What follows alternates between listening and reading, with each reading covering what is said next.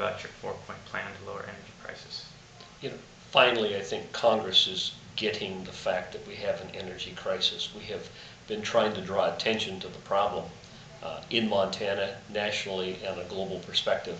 It's been on deaf ears to too many people, especially those from urban areas that think electricity comes from a switch on the wall or gasoline comes out of a pump at a gas station, and it doesn't. It's a natural resource. It needs to be managed. I've been working on a comprehensive plan because ultimately this is going to necessitate a long-term solution. There are things we can do in the short term, but there are things that we have to do in the long term. First of all, fossil fuels. We currently rely heavily upon fossil fuels, whether it's oil, gas, coal, or a little bit of nuclear. We cannot ignore the fact that our economy is driven by fossil fuels today. And we can want alternatives as much as possible, but if the technology is not there to replace the fossil fuels, you can't put your head in the sand and anticipate or expect prices to go down in the short term. What are some of the things I'm working on? Streamlined permitting process for refineries. We have a refining capacity difficulty in this country. We haven't built a new refinery since the mid-70s. And so ultimately we have to come to grips with the fact that we're going to have refineries. Sometimes it's going to be in our backyard, but if we want to have cheap and affordable resources, we have to be realistic about the level of appeals. We don't want to deny access to the courts, but at the same time we cannot have the NIMBYs, not in my backyard.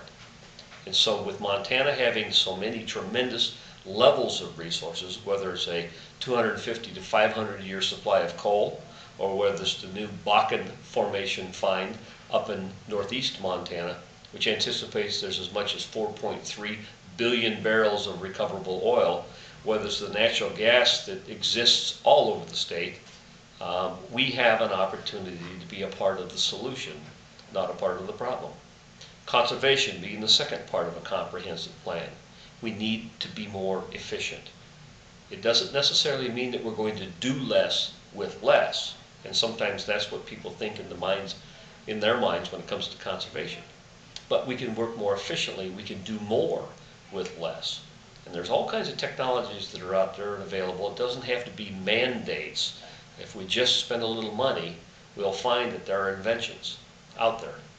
The third area is alternatives. And this is the sexy area. It's the one we hear about most often. And it's things like wind, and solar, and geothermal, and biomass, the biodiesels, cellulosic ethanol. There's all kinds of ideas out there, and Montana, again, can be part of the solution. We may not have the sun that Nevada does, but we certainly have more wind than maybe the state of Washington does.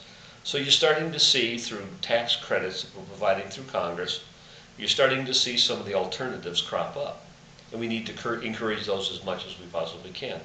And the fourth area of a comprehensive plan that we need to get through Congress is the money for the grants, for the loans, for the investments to try and get the inventions out of people's garages, out of their barns, out of the university system. Pretty exciting things going on at Northern and Montana State, in Billings and Bozeman and Missoula. All over the state you're seeing within the university system some pretty exciting technologies.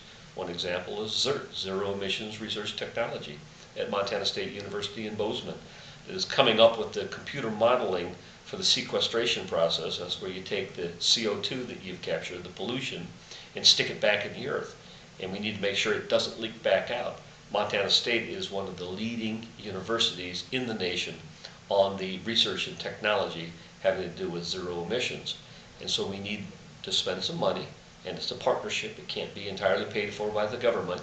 It's a public and private partnership that ultimately will spend the money on research, development, and technologies to help invent our way into the next generation. These are the kinds of things that we're trying to push through. These are the kinds of things that we need the obstructionists to get out of the way. We're trying to force the administration to be realistic as well. They're suggesting they won't end the moratorium on offshore drilling that is not in line of sight. You won't see it from the shore. It's environmentally sound. There's a moratorium that was placed on by George Sr., and we're trying to force the president to be realistic and saying, don't wait for Congress, you can lift it through an executive order. Let's begin making the eastern shore and the western shore states be part of the solution as well.